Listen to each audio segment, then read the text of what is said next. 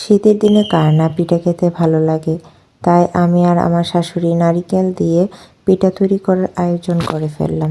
প্রথমে নারিকেলগুলো গুড় দিয়ে মেখে ভালোভাবে মিশিয়ে নিতে হবে। তাই কড়াইয়ে নারিকেল এবং গুড় মেখে ভালোভাবে মিশিয়ে নিচ্ছি। যতক্ষণ পর্যন্ত একটু আঠালো আঠালো ভাব না আসবে ততক্ষণ পর্যন্ত ভালোভাবে নাড়াচাড়া করে এগুলো ভালোভাবে মিশিয়ে নিব। গ্যাসের স্পিডটা লো ফ্লেমে রেখে ভালোভাবে মিশিয়ে নিতে হবে। দেখুন বন্ধুরা, আমি নারকেল এবং গুড়টি ভালোভাবে মিশিয়ে নিচ্ছি। তারপর দেখুন বাইরে প্রচুর কুয়াশা পড়েছে। এই কুয়াশার মধ্যেই কিন্তু আমরা বিশেষ করে পিঠা খেতে বেশি পছন্দ করি।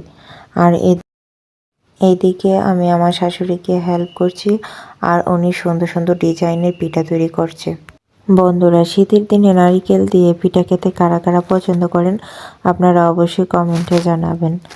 পিঠা বানানো শেষ হলে পিঠাগুলো সিদ্ধ করে নিতে হবে।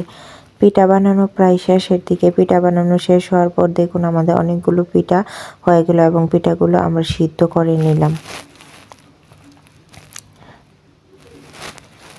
দেখুন কত সুন্দর পিঠা তৈরি হয়। শীতের দিনের পিঠা খাইতে খাইতে বড় মজা। হ্যাঁ, খাইবেন।